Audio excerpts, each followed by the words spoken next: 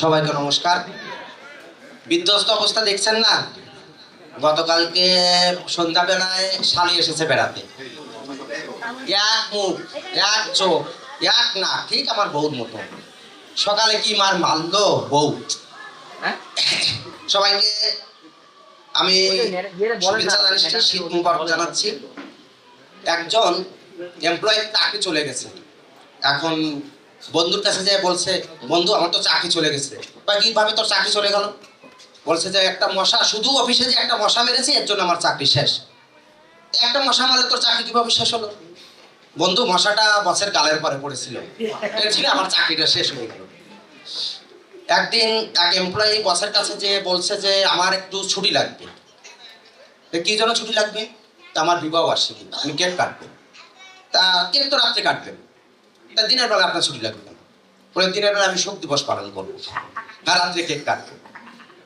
আর এক এমপ্লয়ি বসকে বলছে যে স্যার আমার বেতনটা যদি একটু বাড়িয়ে দিতেন, নতুন বিয়ে করেছি, সংসার চালাতে খুব কষ্ট। তা বসে বললো যে অফিসের বাইরের দুর্ঘটনার জন্য অফিস দায়ী নয়, এবং এর জন্য কোনো জরিমানা দিতেও অফিস রাজি নয়। এমপ্লয়ি আমাদের যেমন ইনসেন্টিভ দেওয়া হয়, এমপ্লয়ের মন খারাপ। এখন বসকে বলছে যে বস আমার তো মন খারাপ। বলছে মন খারাপ, তুমি ঘুরো ফেরো, একটু রিক্রিয়েশন করো, প্রেমিকার সাথে একটু ঘুরে আসো, ঘুরে ফিরে আসো। একটু পরে বসের ফোন দিছে এমপ্লয়ি, স্যার আপনার প্রেমিকা খুব ভালো, খুব উষ্ণ, এবং আমার রিক্সা ভাড়াটাও সে দিয়ে দিয়েছে। আর একটা, এই আমি জোকস বলছি তেমন হাসি আসছে না, এটাই বাস্তব। এক বস অফিসে এসে শুধু যোগ বলে আর সবাই হো হো হো হো করে হাসে।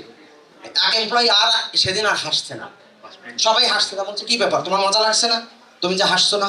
বলছে স্যার কালকে আমার রিটায়ারমেন্ট, আমার আজকে না হাসলেও চলবে। তা বসেদের আরেকটা যোগ বলে শেষ করি। এমপ্লয়ি আর বস গাড়ি নিয়ে দুইজন পাশাপাশি অফিস যাচ্ছে। এখন যিনি বস তাকে ওভারটেক করার চেষ্টা করছে। এই ওভারটেক করার চেষ্টা করছে দ্রুত গতিতে। এর মধ্যে কর্মচারী মাথা বের করে বলছে বসকে, বস গরু। বসে সিরিয়াসলি নিয়ে নিয়েছে, মনে করছে বস আমাকে গরু বলছে। বলছে বেয়াদব, তুই একটা গাধা, তুই একটা বেয়াদব। এই বলতে বলতে সামনে একটা গরু ছিল, গরুকে মেরে দিয়েছে। আসলে ওকে সতর্ক করার চেষ্টা করছিল। এখন এই গল্প থেকে আমরা এটাই বুঝলাম, কর্মচারীর কথা, এমপ্লয়ের কথা বসটা কখনো সিরিয়াস ভাবে নেয় না। সকলকে ধন্যবাদ।